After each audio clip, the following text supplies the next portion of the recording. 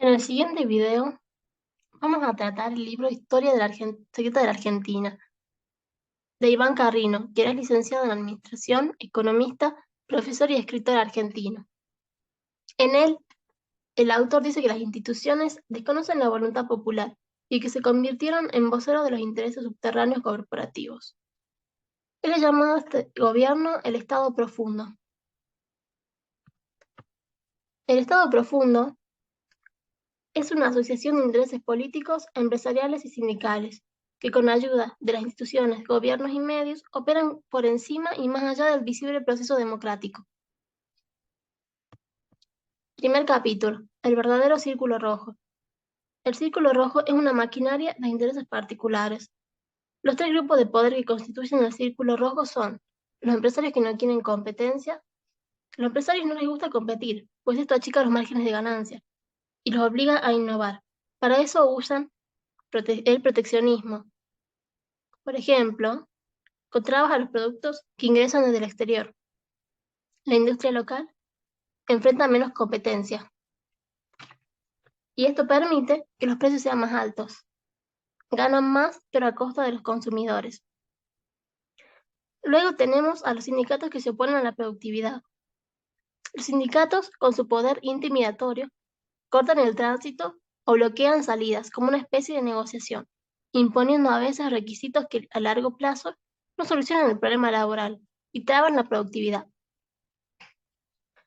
Y por último, los políticos que solo miran el corto plazo. Los políticos que solo miran el corto plazo, pues buscan maximizar el poder, los votos y el presupuesto. Los políticos toman decisiones que a largo plazo no resuelven los problemas, pues persiguen el interés a ser reelectos. Capítulo 2. ¿Por qué no fuimos a Australia?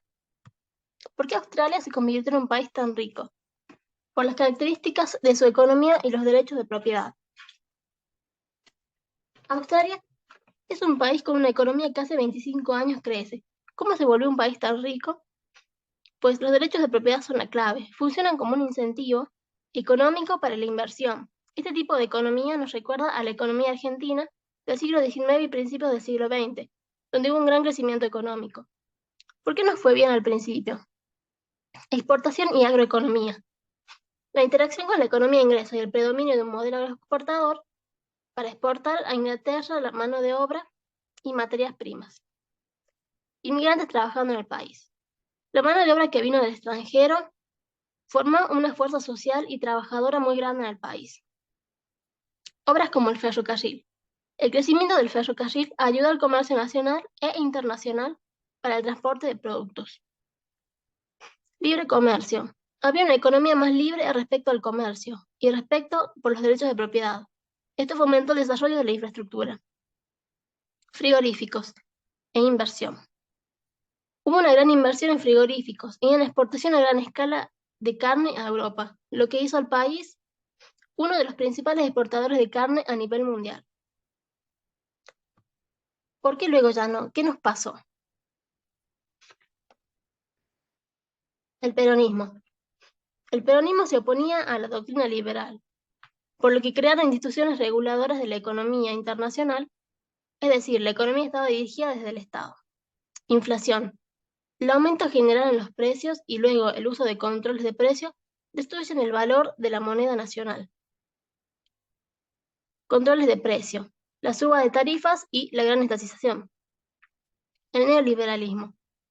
En 1990 la producción dejó de crecer y subió el desempleo, sumado a que la deuda se volvía difícil de pagar. Y el país entró en crisis social y económica. Vuelta al populismo.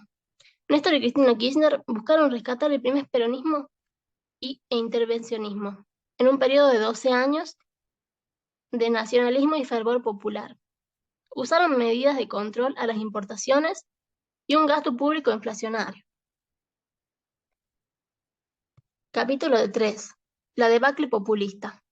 El kirchnerismo del Estado profundo. En un contexto post-crisis social y económica, surge el gobierno de Néstor y Cristina Kirchner. Los sindicalistas se aliaron al gobierno, ya que el gobierno les otorgó poder y un gran rol en la política. Sindicatos e industriales apoyaron la salida de la convertibilidad la traba a las importaciones y al gobierno kirchnerista. La burbuja populista. Es una situación típica que se genera en los gobiernos populistas. La burbuja insostenible tiene 4 etapas. La primera etapa de auge, grandes tasas de crecimiento. La segunda etapa son los cuellos de botella, que generan mucha inflación, pues hubo un gran gasto público.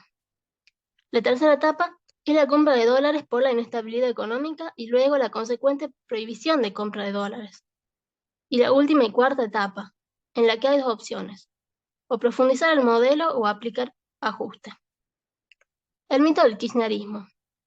El kirchnerismo en Argentina se propuso reducir la pobreza, pero las medidas de prosperidad a corto plazo, sin analizar qué es lo que provoca la pobreza, no persisten.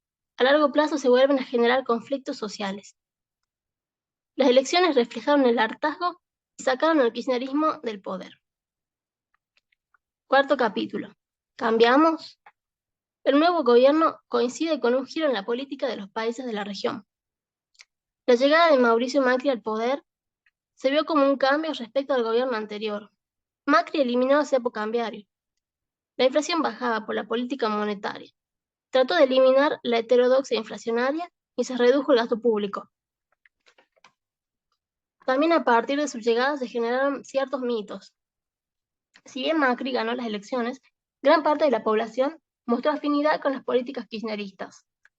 Esto generó inseguridades y mitos en torno al gobierno de Cambiemos, y lo denominaron como gobierno para los ricos o gobierno de pocos, y que generaría más pobreza.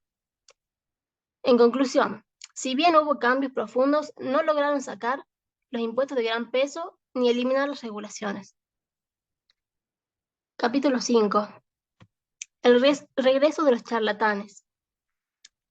El Estado profundo está protegido y estimulado por una gran lista de charlatanes. Políticos, periodistas, intelectuales y referentes de la opinión pública generan ideas erróneas y manipulan a las masas. El principal desafío que tenemos como sociedad es repensarnos y repensar ciertas ideas para cambiar el destino del país y así mejorar la calidad económica y de vida de la sociedad, y más que nada respetar la democracia.